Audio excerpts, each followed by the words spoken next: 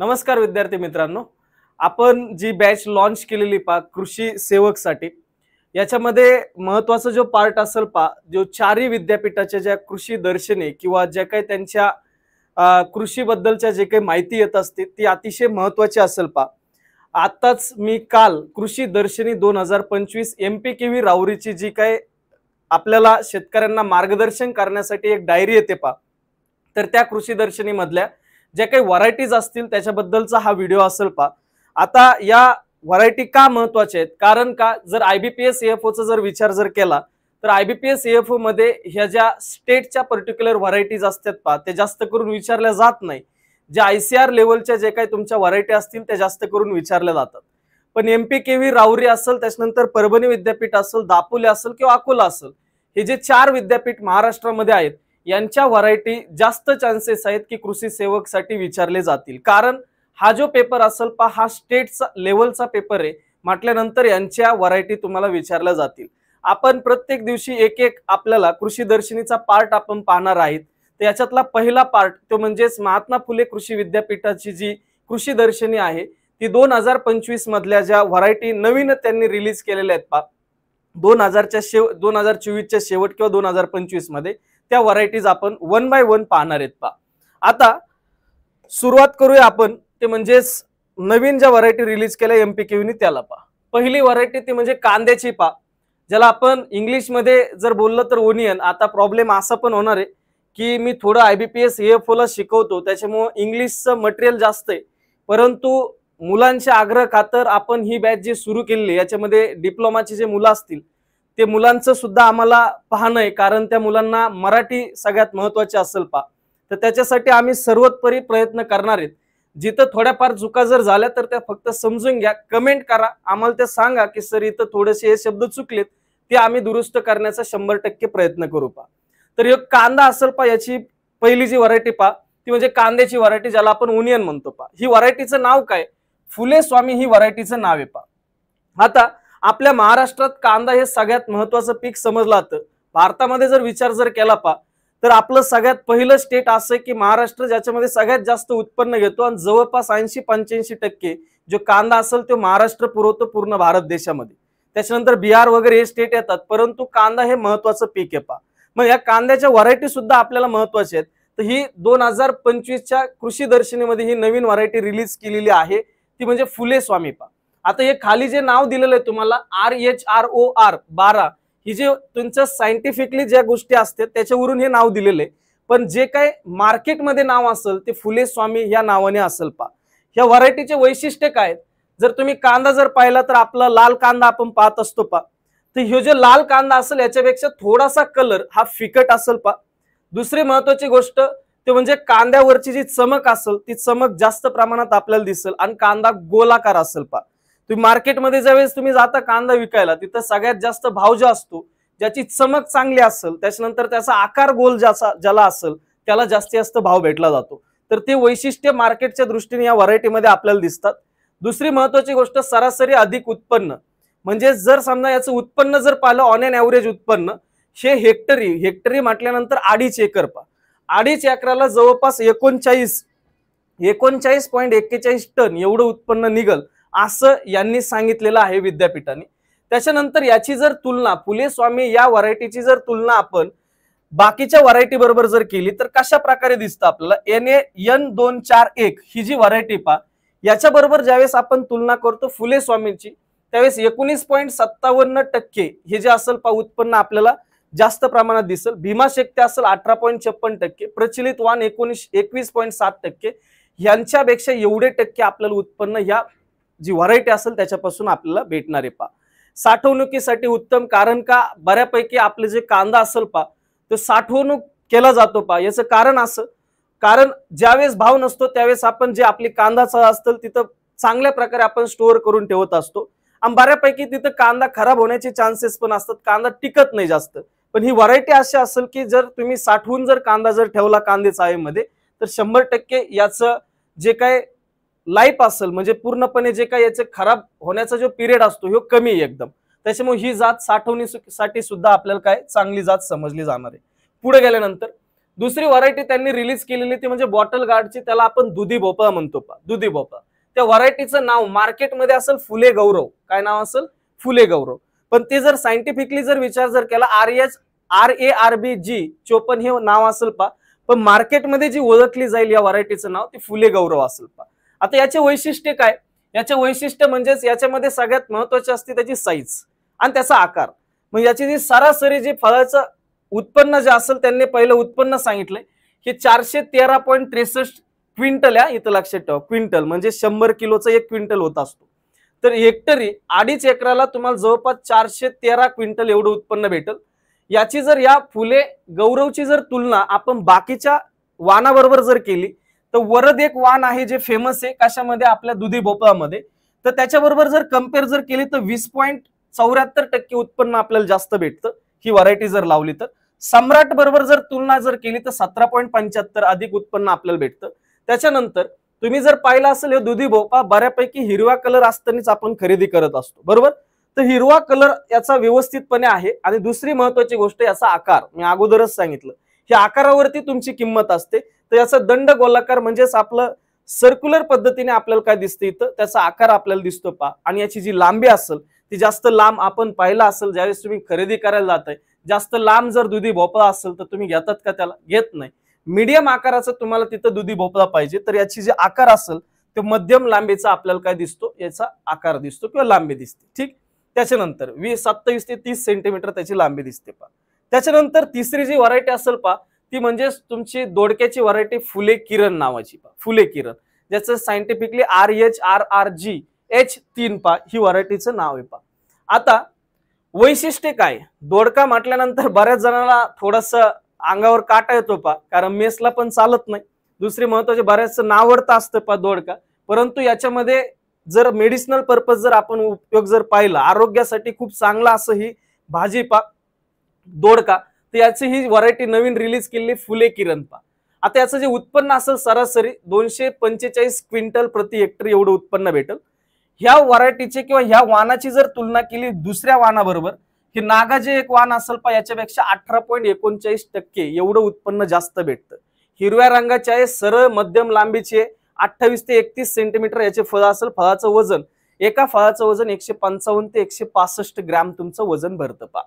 पुढे गेल्यानंतर प्रश्न कुठं कुठं विचारते मी शेवटच्या स्लाइड मध्ये सांगतो. दुसरं ते म्हणजे चौथं तुमची व्हरायटी ती म्हणजे टोमॅटोची व्हरायटी पा. आता टोमॅटो जे असेल पा याची ह्या व्हरायटीचं नाव आहे फुले सूर्या. काय नाव आहे? फुले सूर्या. याचं सायंटिफिकली नाव RHRTH 355. पण मार्केटमध्ये कोणत्या नावाने ओळखली जाईल? फुले सूर्या या नावाने ओळखली जाईल. वैशिष्ट्य काय या टोमॅटोचे? पहिलं वैशिष्ट्य ते म्हणजे उत्पादन. उत्पादन जे फळाचं उत्पादन जे असेल तर 66.18 टन, हे टनामध्ये 18 टन प्रति हेक्टर एवढं उत्पन्न निघतं.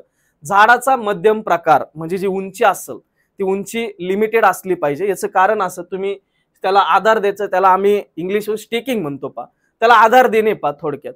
तर हे जे असेल पा ज्यावेळेस तुमचं झाडाची उंची जास्त असेल त्यावेळेस होतं असं की तुमचे फळं ज्यावेळेस लागले जातील पा त्याला जर आधार जर भेटला नाही व्यवस्थितपणे तर ते फळं लागल्यानंतर वजन वाढतं, ते झाड मोडण्याची भीती असते. वारा आला तर ते मोडण्याची पण भीती असते. म्हणून झाडाचा जो प्रकार असेल तो मध्यम स्वरूपाचा जर असेल तर हाईट जर थोडी कमी राहिली आणि माल जर जास्त लागत असेल तर 100% ती व्हरायटी आपल्यासाठी चांगली असणार आहे पा. दुसरं टोमॅटोचा आकार पा. याचा आकार जो असेल अंडाकृती असेल पा. जाड सालीचं टणक फळं असतील पा, एकदम लूज नसतील. जर टणक जर समजा साल जर असेल म्हणजे बाहेरचं आवरण जर टणक असेल किंवा हार्ड असेल तर 100% ते जे फळ असेल ते जास्त दिवस टिकणार आहे पा, जास्त दिवस टिकणार. तर इथं हे आपल्यासाठी खूप महत्वाचं असेल पा, जाड सालीचं टणक असं फळ. तिसरं सगळ्यात महत्वाचं ते म्हणजे लायकोपिन. जो टोमॅटोचा लाल कलर येतो ना ते लाल कलर येण्याच्या पाठीमागचं रिझन असते ते म्हणजे लायकोपिन. हे जे लायकोपिन आहे पा हे लायकोपिन एक अँटीऑक्सिडंट म्हणून सुद्धा काम करत असते.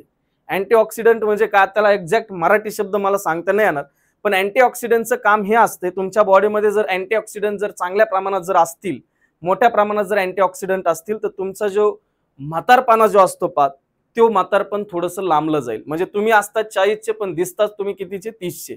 असा जो प्रकार असेल हे अँटीऑक्सिडंट मुळे असतो. अँटीऑक्सिडंट काय करतात ज्यावेळेस बॉडीमध्ये जास्त प्रमाणात अँटीऑक्सिडंट असतात त्यावेळेस तुमच्या बॉडीमध्ये जे फ्री रॅडिकल्स असतात ज्याच्यामुळे तुमची जी स्किन असेल ती टवटवीत दिसत नाही, लुसलुसीत दिसत नाही, ती जे फ्री रॅडिकल्समुळे दिसत नसते, ते फ्री रॅडिकल्सची मात्रा कमी करण्यासाठी हे अँटीऑक्सिडंट मदत करत असते. तर हे लायकोपिन एक अँटीऑक्सिडंट म्हणून सुद्धा आपल्या बॉडीमध्ये काम करतं, म्हणजेच आपल्या बॉडीसाठी सुद्धा हे चांगलं असतं. आणि दुसरं, हे टोमॅटोचा कलर देण्यासाठी सुद्धा या लायकोपिनचाच रोल असतो. पहा, जो लाल कलर येतो तो लायकोपिनमुळे येतो. हे लायकोपिनचं प्रमाण 4.18 मिलीग्रॅम प्रति 100 ग्रॅम. 100 ग्रॅम जर टोमॅटो घेतलं त्याच्यापैकी 4.18 मिलीग्रॅम हे तुमचं लायकोपिन असेल. पहा, ठीक. पुढे गेल्यानंतर टोमॅटोच्या नंतर दुसरी व्हरायटी पहा, ती म्हणजे ऊसाची. पहा, फुले ऊस 15006. पहा, आता याचं नाव आहे सायंटिफिकली MS 16081. पहा, आता हे ऊसाची जी व्हरायटी असेल पहा, ती आपल्यासाठी महत्वाची. पहा, कारण याच्यामध्ये क्वेश्चन्स खूप जास्त प्रमाणात विचारले जातात ऊस पिकावरती. पहा, वैशिष्ट्य काय, पहिलं म्हणजेच आपण जर आडसालीत जर याला लावलं, आडसाली लावलं म्हटल्यानंतर त्याचा कालावधी खूप जास्त राहतो. पहा, 15-16 महिन्याचं हे पीक आपल्या शेतामध्ये राहतं. हे 15-16 महिन्यापर्यंत हे पीक आपल्याला सांभाळावं लागतं. पहा, तर आडसाली जो ऊस असेल हा 164 टन प्रति हेक्टरी. लक्षात ठेवा, प्रति हेक्टरी बरं का. आता बरेचसे शेतकरी असे की 100 टनापर्यंत पण पोहोचलेत, एकरी 100 टनाच्या पण पुढे. पण इथं त्यांनी उत्पन्न सांगितलं, जर तुम्ही आडसाली म्हणून लावत असताल या व्हरायटीला तर 164 टन प्रति हेक्टरी एवढं उत्पन्न निघेल. पूर्व हंगामी म्हटल्यानंतर जर इंग्लिशमध्ये जर सांगायचं जर म्हटलं तर याची जी लागण असेल ही लागण तुमची होते नोव्हेंबर, जवळपास नोव्हेंबर-डिसेंबरच्या दरम्यान, हिवाळ्यात मध्ये. ती म्हणजेच पूर्व हंगामी असते. ते 147 टनापर्यंत तुम्ही पोहोचू शकतात प्रति हेक्टरी. सुरूची लागण म्हणजे एक साली असतो, एका वर्षात ऊस जो निघणार असतो त्याला आपण सुरूची लागण म्हणतो. पहा, ही सुरूची जी लागण असेल ही सुरुवात होते आपल्या इथं जानेवारीमध्ये. जानेवारीमध्ये जे काय आपण लागण करतो ऊसाची तो असतो आपला सुरू ऊस. पहा, तर याच्या सुरू सीझन मध्ये किंवा सुरू ऊस म्हणून जर समजा या व्हरायटी किंवा या वाणाला तुम्ही लावलं तर 135 टन प्रति हेक्टरी तुमचं तिथं लावू शकतो. आणि जर समजा तुम्ही खोडवा म्हणून जर घेतला, आता खोडवा निडवा हे तुम्हाला माहित असेल, ऊस लावला, ऊसाचं बेनं लावलं, हे ऊस तयार झाला. ऊस तयार झाल्यानंतर याला तुम्ही कट केलं, याला कट केल्यानंतर तुमचा ऊस जातो कारखान्याला. त्याच्यानंतर हे जे बेनं असेल हे याच्यापासून ऊस तयार झालं, हे बेनं तसंच खाली राहतं जमिनीमध्ये. आता याच्यानंतर तुमचा ऊस गेला वरती, थोडंफार स्टेम राहिलेलं असतं, खोड राहिलेलं असतं, याच्यातून तुमचे फुटवे फुटलेले तुम्हाला दिसतील. पहा, आणि ह्याच तुम्ही नंतर पुन्हा ऊस तयार होतो आणि त्याच्यानंतर ते ऊस कारखान्याला जातो. हे जे पुन्हा ऊस तयार झालेला असेल याला म्हटलं तर खोडवा. याला काय म्हटलं तर खोडवा. तर हे खोडव्याचं उत्पन्न आपण 124 टन प्रति हेक्टरी घेऊ शकतो ज्यावेळेस हे फुले ऊस 1506 ही व्हरायटी लावल त्यावेळेस. दुसरं, ह्या व्हरायटीचं अजून एक महत्वाचं ते म्हणजेच काय, अधिक व्यापारी शर्करा उत्पादन. पहा, आता एक लक्षात ठेवा, ऊसामध्ये 2 साखर असतात. शेतकऱ्याला सगळ्यात महत्वाची साखर जी असते ती म्हणजे शर्करा, म्हणजे ती तुमची रिकव्हरी चांगली बसली पाहिजे, रिकव्हरी चांगली आली पाहिजे, त्याच्याशिवाय तर भाव भेटणार नाही. जर तुम्हाला रिकव्हरी चांगली जर लागत असेल तर तुमच्या ऊसामध्ये सुक्रोजचं प्रमाण जास्त असलं पाहिजे. आणि जर समजा ग्लुकोजचं प्रमाण जर जास्त असेल तर रिकव्हरी चांगली बसत नाही. मग मला रिकव्हरी जर चांगली पाहिजे असेल तर या शर्करा म्हणजे सुक्रोज जे असेल याचे आपल्याला जास्तीत जास्त त्याच्यामध्ये काय पाहिजे, तिथं शर्करा म्हणजे ही तुमची सुक्रोजच्या फॉर्म मध्ये साखर पाहिजे. ऊसाचा वरचा भाग तुम्हाला कधी वाड गोड लागलं का रे? वाड गोड लागत नाही. याला डिटेल पाहू आपण ज्यावेळेस शुगर केन शिकू त्यावेळेस, एकदम डिटेल पाहू. ग्लुकोज मुळे ते गोड लागत नसतं. ज्यावेळेस तुम्ही वाड काढता आणि खालचा भाग खाता ऊसाचा त्यावेळेस तुम्हाला ते गोड लागतं. कारण का, त्याच्या पाठीमागे रिझन असते सुक्रोज. हे जे साखरेचं जे काही फॉर्म आहेत वेगवेगळे जे प्रकार आहेत साखरेचे, ग्लुकोज, सुक्रोज, फ्रुक्टोज, याच्यापैकी जे सुक्रोज हा जो प्रकार आहे आपल्याला ते ऊसामध्ये दिसतो. तर सुक्रोजचं प्रमाण हे जवळपास खूप जास्त असते. आडसालीमध्ये ते 23 टनापर्यंत दिसतं. त्याच्यानंतर पूर्व हंगामीमध्ये 29, सुरूमध्ये 18, खोडव्यामध्ये 17 एवढं तुम्हाला त्या शर्कराचं उत्पन्न तिथं भेटेल. पा स्पेशल साखरेचं. मध्यम कालावधी खोडव्यास योग्य, खोडवा जरी धरला तुम्ही तरी पण योग्य आहे. दुसरं, मध्यम कालावधीचं जास्त दिवस नाही लागत. काही काही व्हरायटी आपल्या 14-14, 15-15 महिने जर समजा राहत असतील तर आपले प्रॉब्लेम्स वाढतील, तुरे फुटायला सुरुवात होते. तर मध्यम कालावधीचा आहे. त्याच्यानंतर महत्वाचा डिसीज तो म्हणजे विल्ट डिसीज, ज्याला आपण मर रोग म्हणतो. पा म्हणजेच तुमचे जे रूट्स असतील म्हणजे जे मुळं असतील ते सडले जातात पा त्याच्यामध्ये. तर त्या मर रोगाला सुद्धा ही काय रेजिस्टन्स आहे, म्हणजे ही रोग प्रतिकार क्षमता याच्यामध्ये जास्त आहे. पा दुसरं, लालकूज. तुम्ही पाहिलं असेल ज्यावेळेस तुम्ही शुगर केन म्हणजे जे ऊस असतो पा त्याला असं ओपन करतात, ओपन केल्यानंतर मध्ये लाल कलर दिसतो पा, लाल कलर, त्याला म्हटलं तर लाल कूज, ज्याला इंग्लिश मधून रेड रॉट म्हटलं जातं पा. तर या रोगाला सुद्धा ही बळी पडणार नाही, मध्यम प्रतिकारक आहे. चाबूक काणी, ज्याला व्हिप्टेल म्हणतो पा, असंच एक ऊसाचं पान असतं पा, शेंडा असतो, हे ऊस असतो, हे तुमचं बेन, याच्यातून हे फुटवे फुटले, हे मधला ज्याच्यापासून ऊस तयार याचे शेंडा असेल ना, किंवा असं चापका सारखा झालेला असतो पा, चापका सारखा, त्याला आपण चाबूकवाणी म्हणतो पा. त्याला इंग्लिश मधून जर म्हटलं तर व्हिप्टेल म्हटलं जातं, जो की मॉलिब्डेनमच्या डिफिशियन्सीमुळे होतो, हे लक्षात ठेवा. मॉलिब प्रश्न विचारला जाईल. पानं पिवळे पडतेत पा, त्याला सुद्धा ही रोग प्रतिकार क्षमता याची जास्त आहे पा. खोडकीड, ज्याला स्टेम बोरर, खोडकीड म्हणजे जे डायरेक्ट स्टेम असते, म्हणजे जे तुमचं खोड असतो, जो ऍक्च्युअल ऊस असतो, याच्या आतमध्येच ती छिद्र पाडून आत जाते, आत जाऊन त्याच्यातले जे काही तुमचं अन्न नलिका असेल, त्याच्या पाणी वाहून नेण्याची नलिका असेल, त्याला पूर्ण खाऊन टाकते, ते पूर्णपणे ऊस कोलमडून पडणार आहे पा. तर हे जे असेल तर हे याला सुद्धा ती बळी पडणार नाही, अशी ही खोडकिडीला सुद्धा काय तुमची बळी न पडणार असा ऊस व्हरायटी पा. त्याच्यानंतर सरळ वाढणारा, तांत्रिक काढणीस योग्य, तांत्रिक काढणीस योग्य महत्वाचा पॉईंट असेल पा इथं, कारण ऊसामध्ये मेन प्रॉब्लेम आता सध्या सुरू, लेबर न भेटणे, लेबरच भेटत नाही पा. ते जे काय ऊस तोडणी कामगार असेल त्यांचे प्रॉब्लेम्समुळे ते जास्त करून आता कमी झालेले आहेत, त्याच्यामुळे आपल्याला हार्वेस्टरने ऊस काढावा लागतो. तर तांत्रिक काढणीसाठी योग्य, काही काही ऊसामध्ये खूप सारे प्रॉब्लेम्स आहेत, तर तुम्ही हार्वेस्टिंगने याचे हार्वेस्टिंग करू शकतात, हार्वेस्टरने पा. महाराष्ट्र राज्यात आडसाली पूर्व हंगामी सुरू, याच्यासाठी ह्यो योग्य अशी जात समजली जाते पा. महाराष्ट्रात जर तुम्हाला फुले ऊस 15006 ही व्हरायटी लावायची असेल तर पूर्व हंगामीमध्ये लावू शकतात, आडसाली म्हणून पण लावू शकतात, आणि सुरू म्हणून सुद्धा याला लावू शकतात पा. ठीक आहे. त्याच्यानंतर शेवटची व्हरायटी असेल पा भाताची, फुले मावळ 7, जो मावळ आहे ना आपला, मावळ पुण्या शेजारचा, तिथं ही व्हरायटी डेव्हलप झालेली आहे पा. भात राईसची व्हरायटी फुले मावळ 7 पा, ज्याचं नाव आहे व्हिडियन 1808 पा. आता ही जी असेल कर्जत, कर्जत कोणतं आपलं जे मुंबईला जातो ते कर्जत, तिथं रिसर्च स्टेशन आहेत पा.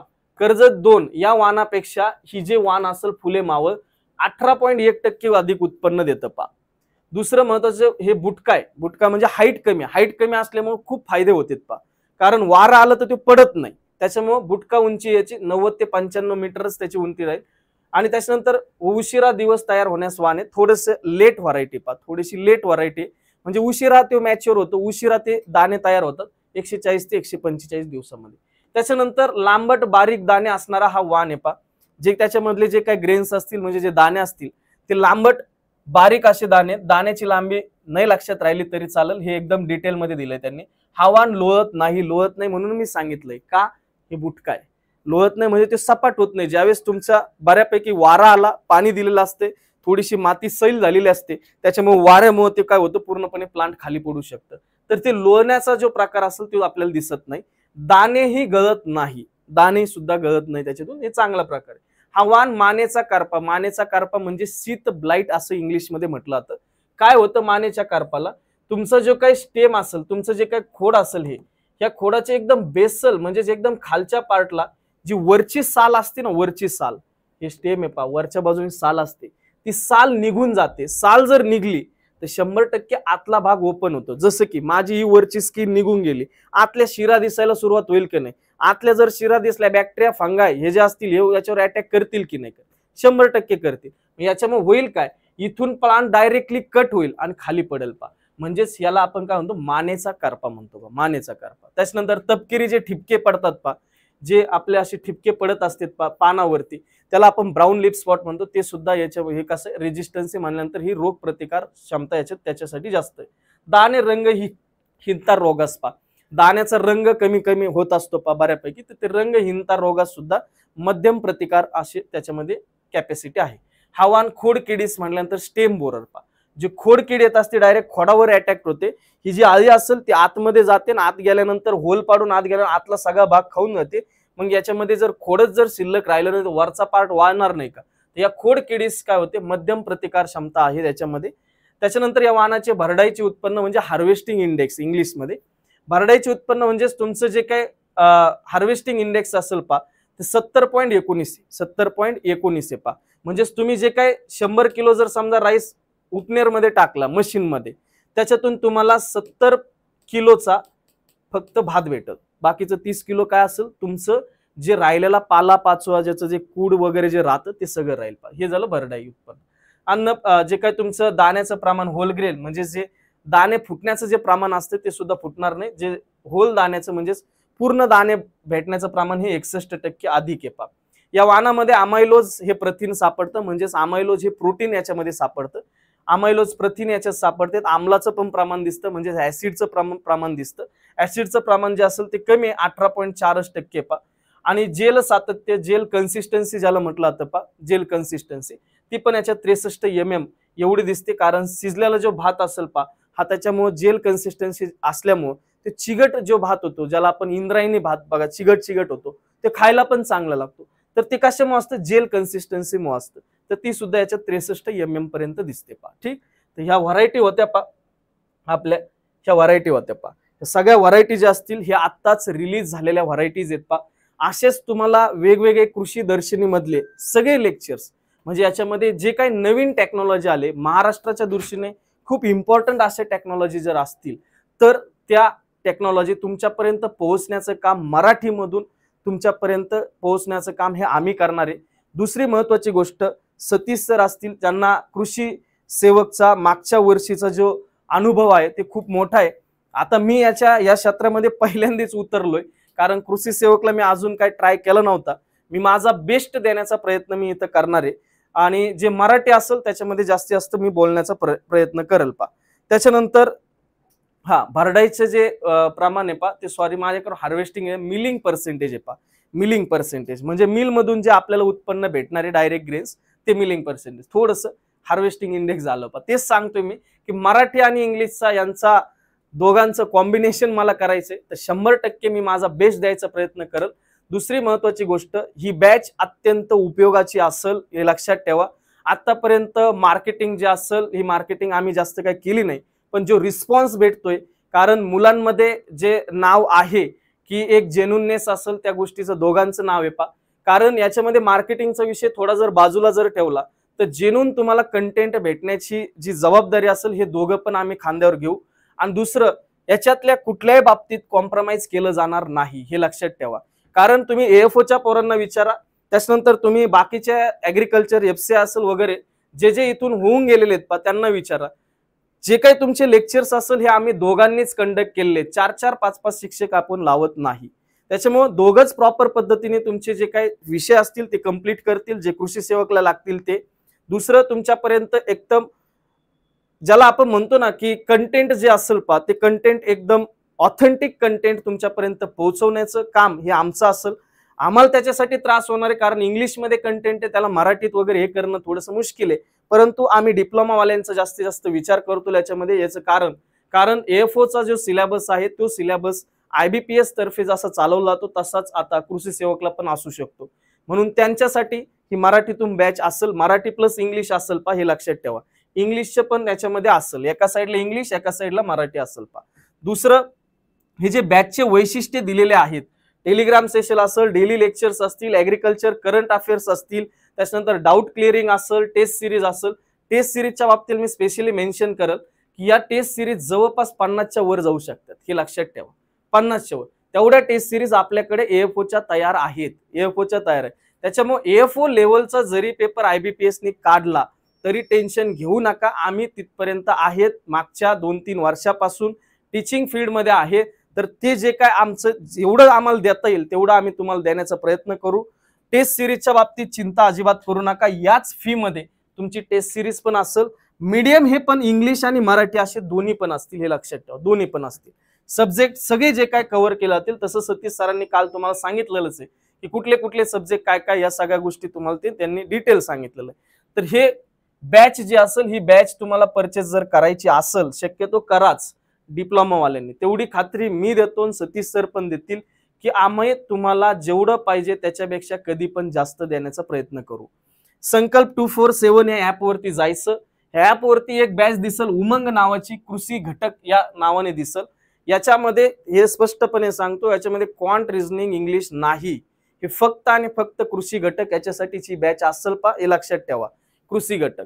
तर ही बॅच जी असेल, आता या बॅच मध्ये तुम्हाला सांगतो IBPS एएफओचा पण पेपर जो असेल पा ते कव्हर करू शकतात, एवढं डिटेल मध्ये तुम्हाला असेल. कृषी सेवक तर होईलच, पण येणारी ग्रामसेवकला पण ऍग्रिकल्चर असते. कृषी विस्तार अधिकारी याला पण तुमचं ऍग्रिकल्चर असते. आणि बाकीच्या ज्या काही ऍग्रिकल्चरच्या रिलेटेड जेवढ्या काही एक्झाम्स असतील त्याच्यामध्ये जिथं जिथं कृषी सेवक कृषीचा अभ्यास येईल म्हणजे ऍग्रीचा अभ्यास येईल तिथं तिथं ही बॅचचा तुम्हाला उपयोग होऊ शकतो. या बॅचची व्हॅलिडिटी जी असेल ही व्हॅलिडिटी तुमची जवळपास जोपर्यंत पेपर होत नाही तोपर्यंत तुमची व्हॅलिडिटी असेल. आणि आत्ताच आपण डिस्काउंट आणलं कारण बरेचसे मुलं असे आहेत की डिप्लोमावाले, सतीश सरचं पण म्हणणं होतं की आपण थोडंसं फी कमी केली पाहिजे सर, कारण डिप्लोमावाले मुलं आहेत, शेतकऱ्यांचे मुलं आहेत, तर या सगळ्या गोष्टीचा विचार करून त्या गोष्टी आम्ही तिथं कमी केलेल्या आहेत. कारण पर्टिक्युलर ठीक आहे या गोष्टी असतात की बाबा तुम्ही मार्केटिंग असेल, बिझनेस असेल, ह्या गोष्टी बाजूला, परंतु आपल्याला महत्वाचं जे आहे ते म्हणजेच विद्यार्थी असतील पा डिप्लोमावाल्यांचे ते सगळ्यात महत्वाचे असतील. कारण त्यांना प्रॉब्लेम मेन काय आला मागच्या वर्षी पण मी सांगतो, मी काय स्पेशल ऍग्रिकल्चर कृषी सेवकची काय घटकची बॅच घेतलेली नाहीये, पण जे एफओचे आपले स्टुडंट होते ते सगळेचे सगळे कृषी सेवक झाले रे. जे एफओचा स्टडी करत होते ते मग ते कृषी सेवक का झाले? मी तर त्यांना सांगितलं नव्हतं कृषी सेवक करा. कस काय झाले? याचं कारण आहे एएफओचा IBPS नी घेतलेला पेपर आणि त्याच्यानुसार केलेला अभ्यास. त्यांचा अभ्यास होता, आमचं फक्त मार्गदर्शन होतं. त्यांचा अभ्यास यांचं कॉम्बिनेशन म्हणून ते निदान नाही एएफओ निघले पण कृषी सेवक तरी झाले. म्हणून जर IBPS नी जर घेतला, आता एक्झाम कोण घेईल मी पहिल्या व्हिडिओमध्ये सांगितलंय, हे माझ्या हातात नाहीये, पण जर 90% IBPS चे चान्सेस आहे, पण जर IBPS नी जर घेतला तर आमची जबाबदारी अजून वाढेल. आणि जर समजा TCS असेल किंवा तुमचं MPSC आयोग असेल यांनी जरी घेतला तरी सुद्धा ऍग्रिकल्चर, मला सांगा आता ह्या व्हरायटी मी स्वतः चेंज करू शकतो का? नाही करू शकत ना. जे ऍग्रिकल्चर मध्ये आहे सॉइल म्हणजे सॉइलच राहणार, माती म्हणजे मातीच राहणार आहे. ती काय जर MPSC कडे गेली मातीचं डायरेक्ट लगेच दुसरं काहीतरी झालं असं होणार आहे का? नाही होणार. म्हणून एक लक्षात ठेवा की कुठलाही कोणीही पेपर घेऊ द्या ही बॅच त्याच्यासाठी उपयोगाला असेल. ठीक, एवढीच माहिती तुमच्यापर्यंत पोहोचायची होती. 100% संकल्प 247 ऍप वरती जायचं. ही बॅच जी असेल कृषी घटक, उमंग कृषी घटक या नावाने ती बॅच तुम्ही परचेस करायची. सध्या ऑफ सुरू आहे 25%, 750 रुपयाला बॅच आहे प्लस GST 800 पर्यंत ती बॅच जात असेल पा. ठीक, 771 पर्यंत समथिंग बॅच जाते पा. 700 रुपये जास्त नाहीयेत, फक्त कृषी घटक याच्यामध्ये भेटेल, बाकीचे विषय नसतील पा. ठीक, तर आपण इथं थांबूया, पुन्हा भेटूया अशाच नवीन व्हिडिओमध्ये. जे काही कृषी घटक या बॅचच्या मध्ये याच्यामध्ये तुमचे लेक्चर्स उद्यापासून स्टार्ट होतात. जे सतीश सरांचं उद्या लेक्चर आहेच, त्याच्यानंतर माझे लेक्चर्स तुम्हाला ऍपमध्ये दिसतील पा. ठीक, तर असेच भेटूया आपण नवीन लेक्चरमध्ये. तोपर्यंत धन्यवाद, थँक्यू.